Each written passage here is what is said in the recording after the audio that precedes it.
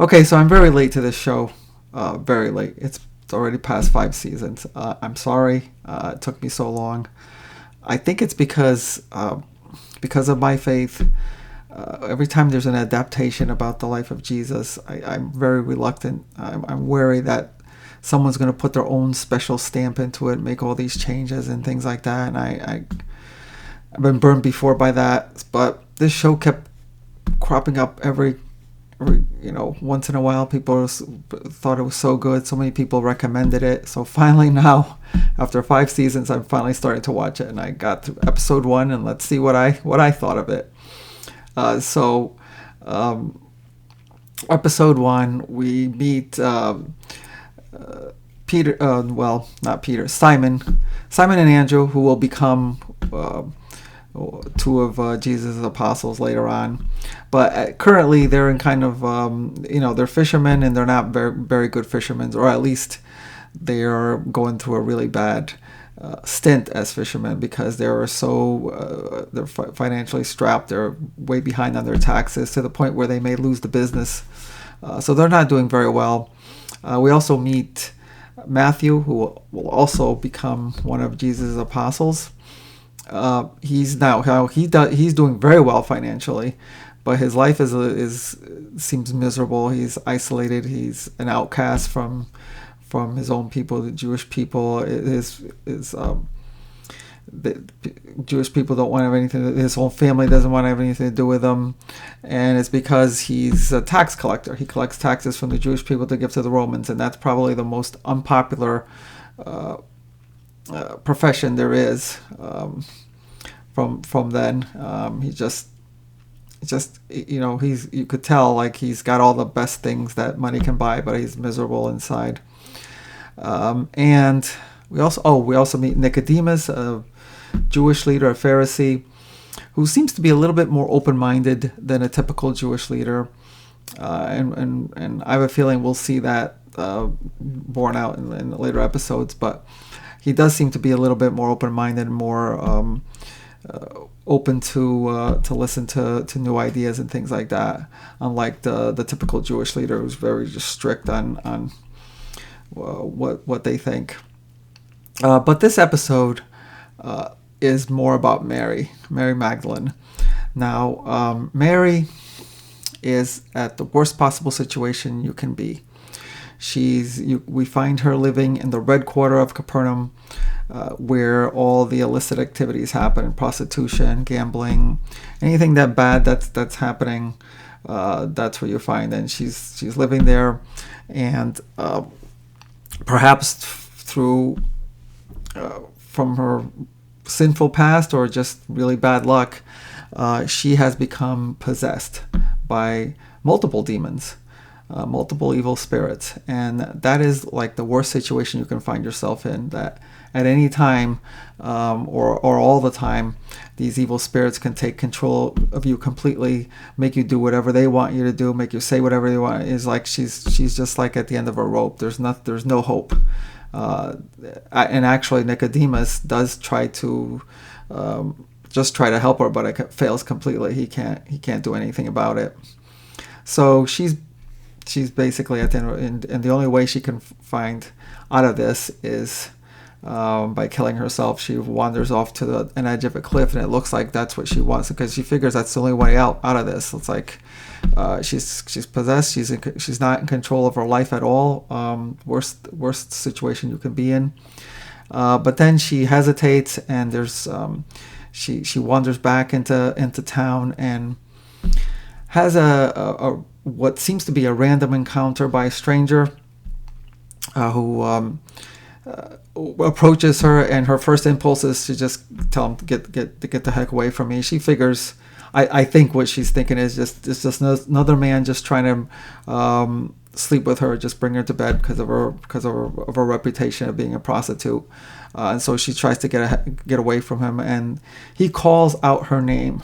Now that immediately makes her freeze, because he calls out by her real name. She's not going by her real name for some reason. She's going by the name of Lilith. Everyone right now thinks of her as Lilith, but that's not her real name.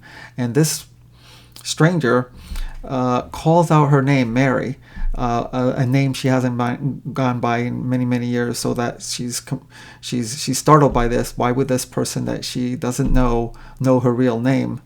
Who is he, and things like that. So as she's pondering this, he then gives her a quote from the Old Testament, the book of Isaiah. You see part of it there.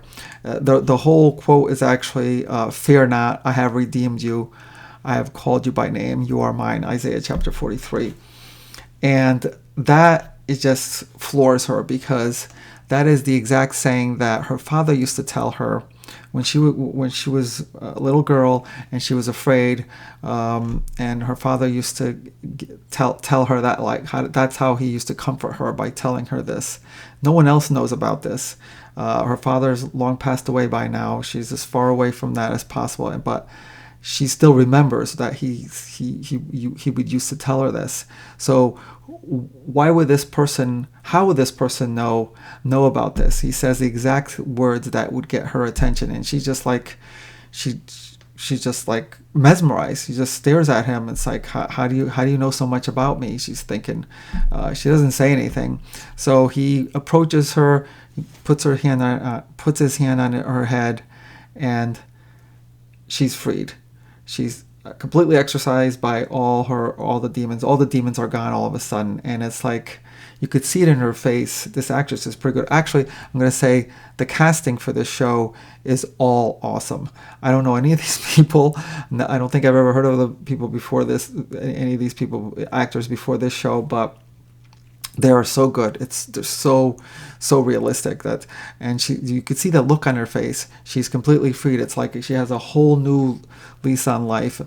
Externally, nothing has really changed for her. She still has a bad reputation. She doesn't have any better financial status or more friends or anything like that. But the fact that she is now in control of her life again, and it's been so long, and like these demons don't have any control of her anymore, that she can live her own life. You could see it in that face, the way she's like, it's like someone being freed after being in prison for so many years. Actually, like I said, I don't know these names, but her name is the actress Elizabeth Isaac, I believe. Yeah, Elizabeth Isaac, and the person who plays Jesus, who's also awesome, is Jonathan Rumi. Like I said, the cast is great, and that's how it ends. And of course, we find out that this random stranger, that was not really a coincidence that he ran into her. Obviously, he knew what was going on with her, and was at the right place at the right time to just free her. Turns out to be Jesus, and we're gonna see. I'm sure we're gonna see a lot more of him. Of course, this is what the show's about him, and it seems like the approach from what I get out of this episode, other than it's a great cast and it's so far so good, I really like it. What I get out of this episode is it seems like we meet all these people from back in Jesus' time that are not in a good place, or are not in where they want to be, whether it's like internally or internal issues or external issues. And then I think that by traversing with him and spending time with him and stuff, like he will bring out the best of him. I'm sure. If this looks like that's the way this show is approaching this, that they will go through these amazing changes and be who they really wanted to be by just being around him and listening. That's what it seems like it's going to be like that. And right in the first episode, you get Mary going through this amazing transformation, and it's like it's really so awesome, the look on her face, how this actress portrays that she's free now, and it's great. I mean, as you can tell by now, I really did enjoy it. Not disappointed. I mean, glad people recommended it. Not disappointed at all. And I'm going to go back to episode 2 and keep going. Hopefully, I really want to get through all the episodes of every season 1 through 5 by the time next year they come up with before season 6. I'm hoping I can get through it. Let me know what you think about it. If you watch this, if you haven't, and sorry, should have said this right at the beginning. Spoiler alert. Hopefully I didn't spoil this for you if you haven't watched it. But yeah, I'm going to be doing these episodes, and they are going to be obviously filled with spoilers, because I'm going to be talking about the actual episodes. I mean, like I said, especially the first season's been around for 5 years, so not really spoiling that much. But let me know what you think about this show. So far, so good. I really like it, and I'll be back soon for episode 2.